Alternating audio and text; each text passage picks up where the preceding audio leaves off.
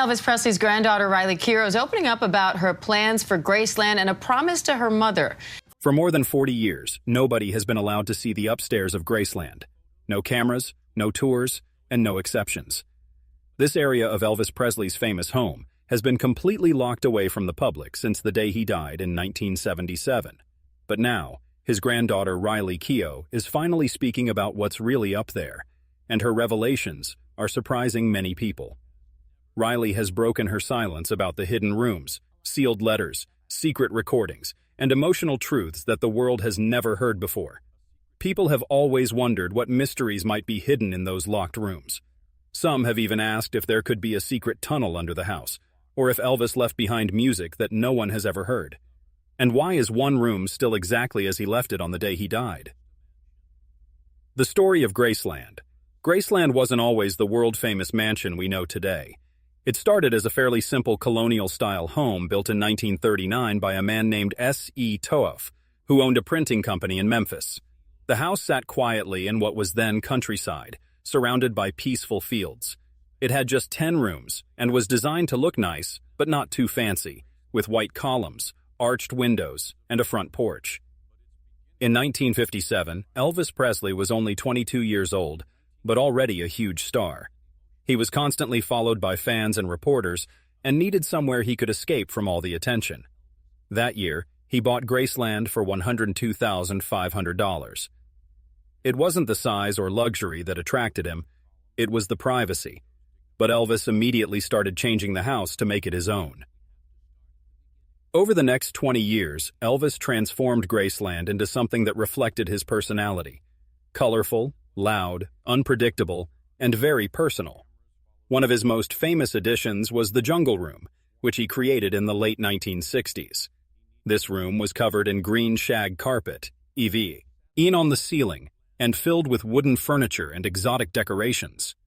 It looked more like a rainforest lounge than part of a southern mansion. Elvis even used this strange room as a recording studio where he made some of his final songs, including Moody Blue. Behind the house, Elvis created the Meditation Garden in 1964. This peaceful area with stone walkways would later become the place where Elvis was buried, along with his parents, grandmother, and eventually his daughter, Lisa Marie Presley. Fans from all over the world visit this quiet spot, often leaving flowers, notes, and personal items. It's one of the few places where the excitement of being an Elvis fan becomes something more peaceful and thoughtful. Since Graceland opened to the public in 1982, more than 20 million people have visited. It's not just a tourist attraction, it's like a pilgrimage site for Elvis fans. People from every continent walk through those doors, hoping to feel closer to the man who changed music and popular culture forever. Graceland is the second most visited home in America, behind only the White House. Visitors can see music rooms, awards, jumpsuits, and vintage cars. But there's still one part that no one has ever been allowed to see. The upstairs has been completely locked and preserved, untouched since Elvis died in 1977. This mystery continues to fascinate fans and historians. What's up there? Why is it so protected? For years, only a very small group of people, family members, staff, and close friends, have been allowed past that staircase. Riley Keough speaks out. Riley Keough grew up hearing stories about Graceland. As the daughter of Lisa Marie Presley and granddaughter of Elvis, her connection to the house is deeply personal. For the first time, she's sharing glimpses into what those upstairs rooms meant to her and to Elvis. The upstairs was where Elvis hid from the world, where he read, wrote, grieved, created, and struggled with his problems. Riley explains that the second floor isn't locked to hide anything scandalous. It's protected because, to the Presley family, that space is sacred. The bedroom where Elvis slept, the bathroom where he died, and the closet where his jumpsuits still hang, time has stopped on the second floor. For decades, some fans thought the upstairs was locked to cover up the truth about Elvis's death, or even to hide evidence that he never really died. Some believed the family was guarding a fake death scene, and that Elvis had escaped to another country. But Riley puts an end to all these theories. She confirms that the upstairs rooms are preserved exactly as they were on August 16, 1977, the day Elvis died. They're not hiding anything. There's just too much emotion there. As Riley describes it, "It's like he never left. Everything's still there. His clothes, his records, the books by his bed. You can smell his cologne. You can feel him in the walls." The decision to lock the second floor wasn't made by museum workers or tour guides. It was a family decision. Vernon Presley, Elvis's father, personally made sure the upper level would stay sealed, not as a publicity trick, but as a private sanctuary. The rooms haven't been cleaned out, changed, or updated in any way. Even the clock above Elvis's bed is stuck at the same time it showed when paramedics arrived that day. Riley, who spent much of her childhood visiting Graceland, remembers sneaking upstairs while tourists walked through the lower floors. She and her cousins were told not to touch anything, but they watched quietly, taking in a world frozen in time. The hidden rooms. One room that made a strong impression on Riley was Elvis's personal study. This small, dark room had walls lined with deep wood and was filled with books about numbers, Christian beliefs, and Eastern spirituality. Among these books were notebooks filled with Elvis's own thoughts about fame, spirituality, and loneliness. Some entries read like written prayers. Others were more scattered, unfinished song words, random thoughts, and quoted sayings. Riley remembers one page that just had the word "free" written over and over again. Riley also found physical items that showed what Elvis was thinking about. His bed, still made with its original silk sheets, has 2 nightstands beside it. One holds a Bible with handwritten notes in the margins. The other has bottles of pain medication, some still full. Under the bed, Riley discovered a shoebox labeled "Do Not Open." Inside were letters that were never sent. One was written to Lisa Marie. Another simply said, "To whoever finds this after I'm gone." Riley admits these items are too personal to share with the public, but she acknowledges they exist and says they've changed how she sees her grandfather. The bathroom where Elvis died has also been left completely unchanged. Riley doesn't want to talk about it in detail out of respect, but she confirms nothing has been altered. Not even the towels have been replaced. The room is treated with the same respect as a holy place. For the Presley family, this wasn't just where tragedy happened. It was a deeply private space where Elvis often locked himself away from outside pressures. Riley says he spent hours there reading, thinking quietly, and sometimes just sitting in silence. Like the bedroom, the bathroom was a place where he could escape. Riley also mentions another space that's never been written about in official Graceland information, what she calls the quiet room. This small, hidden area at the end of the upstairs hallway was designed by Elvis as a place for meditation. With soft lighting, cushions on the floor, and gentle sounds from an old sound machine, this room was where Elvis would go to pray, think, or just get away from everything. There are no photos of it and no fan stories about it. Until Riley mentioned it, no one even knew it existed. She believes it shows one of the most honest parts of who he was, a man constantly looking for peace in a world that wouldn't stop watching him. Why share these secrets now? So why has Riley decided to talk about these things now? She says that for years the upstairs stayed silent because it had to. Her mother, Lisa Marie, had a protective relationship with that part of the house. It was too painful, too sacred, and too unresolved. But after Lisa Marie died, Riley found herself in a new role, both as owner of Graceland and as the voice of a family legacy. She felt it was time to share parts of the story that had never been told, not to create drama, but to help people understand Elvis better. Still, Riley is clear that the upstairs will stay closed to the public. These stories and revelations are meant to give fans a deeper emotional connection to Elvis, not physical access to the rooms. As she puts it, some spaces are meant to stay personal, but that doesn't mean they have to stay secret. The tunnel mystery. One of the most persistent rumors about Graceland is that there's a secret tunnel under the house. For decades, some people have believed that Elvis could have used this tunnel to escape, and some even think he used it to fake his death and disappear. The tunnel rumor has been around for years, with some former Graceland employees and visitors claiming there's a hidden passage leading from the main house to the back of the property, or even beyond it. According to the theory, this tunnel stretches under the meditation garden and leads to an unmarked exit in a wooded area behind the estate. Some say Elvis built it so he could avoid photographers and reporters. Others believe it was an emergency escape route in case he ever decided to disappear completely. People who support this theory point to Elvis's growing fear and withdrawal in the 1970s. He had his rooms checked for hidden microphones. He stopped performing regularly and rarely made public appearances. Even inside Graceland, he rarely left the second floor. The official blueprints of Graceland that are available to the public don't mention any tunnel. But these documents are incomplete by design. They don't show the second floor either, and we know that exists. Some former workers have denied the tunnel completely. Others have said mysteriously, there are things not even employees are shown. The Presley family has never talked about a tunnel in any interview or book, but that hasn't stopped fans from trying to prove it exists. Elvis sightings and death theories. The Elvis is alive theories started just 1 year after his death. In 1978, a man who looked like Presley was reportedly seen getting on a plane at Memphis International Airport using the name John Burroughs. This wasn't just any fake name. John Burroughs was the same false name Elvis had used many times when checking into hotels during his tours. The sighting made local news but was dismissed as coincidence. Still, it started a wave of similar stories. In 1984, a tourist visiting Graceland took a photo of a groundskeeper relaxing behind the house. That photo became very popular among fans who insisted the man was Elvis.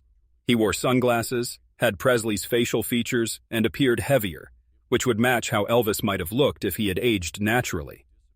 The photo was enlarged and studied carefully, but Graceland staff never revealed who the man actually was. More sightings followed over the years. Elvis in Michigan, Elvis at a Burger King in Texas, Elvis watching an Elvis impersonator show in Nevada. One of the strangest reports came in 1994 when a man matching his description supposedly walked into a DMV in California. The clerk said he was polite, quiet, and paid with cash. When asked for his name, he said, "That's not important." If security footage existed, it was never released. Some fans also point to problems with the official death certificate, mainly the spelling of his middle name. Elvis's legal middle name was Aaron, but his gravestone and paperwork read Aaron. For believers, this wasn't a mistake. It was a deliberate signal that the man buried there wasn't actually him. But why would Elvis fake his death? The most common theory is that he was exhausted and sick of fame. By the late 1970s, Elvis was in constant pain, struggling with addiction, and tired of being famous. He may have believed that faking his death was the only way to disappear and live in peace. Supporters argue that Elvis had the money, the connections, and the private property to pull it off, especially if he had a secret tunnel leading away from his estate. Of course, there's no real evidence that he lived beyond 1977. His autopsy was performed, his body was seen by family members, and his funeral was public. The sightings, while interesting, are based on blurry photos and unverified stories. Many of the supposed witnesses have changed their stories over the years. Secret heirs and legal battles. Another ongoing mystery involves rumors that Elvis had children besides Lisa Marie, children whose identities were either hidden or denied. Some of these alleged heirs have come forward with what they claim is proof: DNA samples, birth certificates, and photos showing similarities. Others have filed lawsuits, hoping to claim not just recognition, but a share of the Presley estate. The Presley estate is incredibly valuable and has legal protections that make it very difficult to challenge. After Elvis died in 1977, Graceland was inherited by Lisa Marie Presley. When she died in 2023, ownership went to her daughter, Riley Keough. But that transition wasn't smooth. It was followed by a legal dispute involving Priscilla Presley, Lisa Marie's mother, who contested changes mad to the trust in 2016. The matter was settled privately, but it showed that the Presley legacy involves serious legal and financial territory worth hundreds of millions of dollars. Over the decades, at least a dozen people have claimed to be Elvis's biological children. Most of these claims appeared in tabloid newspapers, but a few reached courtrooms. One man tried to get a court order to dig up Elvis's body for DNA testing. The request was denied. Another alleged daughter submitted a hair sample, supposedly from an auctioned lock of Elvis's hair, trying to prove paternity. The Presley estate dismissed the evidence as unreliable. To gain legal recognition and inheritance rights, Any alleged Presley heir would need to prove their biological connection to Elvis through verifiable DNA and a recognized chain of evidence. That's not easy, and in many cases, the DNA used to support these claims comes from questionable sources: fan memorabilia, unverified personal items, or samples not handled under controlled conditions. Legally, most of these claims fall apart before they can reach a court ruling. Riley Keough has never directly addressed any of these supposed siblings, and neither did Lisa Marie. Their silence has only increased speculation. Is it a legal strategy to avoid giving credibility to false claims? Or is there a possibility that something is being kept private for personal reasons? That question remains unanswered. Lost recordings. Could Elvis have left behind songs that no one has ever heard? For decades, rumors have circulated about unreleased recordings Elvis made in his final years, possibly hidden away in Graceland, maybe even in the sealed upstairs rooms. We know that Elvis continued recording music privately, even when he had mostly stepped back from public life. His final known studio sessions took place at Graceland itself, in the Jungle Room, in February and October of 1976. These recordings were raw, emotional, and sometimes experimental. They included tracks like Way Down and Moody Blue, along with covers of old gospel favorites. RCA released some of this material after his death, but according to audio engineers and session musicians, not all of it. Several songs were either left incomplete or shelved entirely because of Elvis's declining health. Over the years, dozens of so-called Lost Elvis tracks have appeared on underground releases. Some contain clear alternate versions of known songs. Others feature vocals that sound like Elvis but might actually be impersonators or artificially enhanced recordings. One infamous bootleg from the 1990s claimed to include a haunting song called This Is Goodbye, supposedly recorded just weeks before Elvis's death. The track was later proven fake when the voice was matched to a known impersonator. What keeps the theory alive isn't just bootleg recordings, it's the continued secrecy. Unlike most legacy musicians whose vaults have been opened and reissued over the years, Elvis's personal archive remains surprisingly guarded. RCA and Sony have released multiple box sets of alternate takes and unreleased material, but these are controlled, selective projects. There's a difference between what's been cleared for commercial release and what might still exist in Graceland's private storage. The sealed upstairs rooms are a constant source of speculation. Riley Keough has confirmed that these rooms remain untouched and has described them as frozen in time. While she hasn't specifically mentioned music recordings, she has hinted at personal items that have never been cataloged or shown publicly. Archivists working with Graceland have said the same, that the full contents of certain storage areas, especially in Elvis's bedroom and study, haven't been digitally archived yet.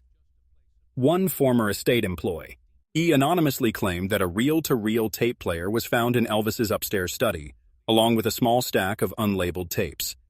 There's no official confirmation of this, but the story gained attention because it matches known facts. Elvis often recorded himself singing casually at home, sometimes to review his voice, other times to share rough drafts with close collaborators.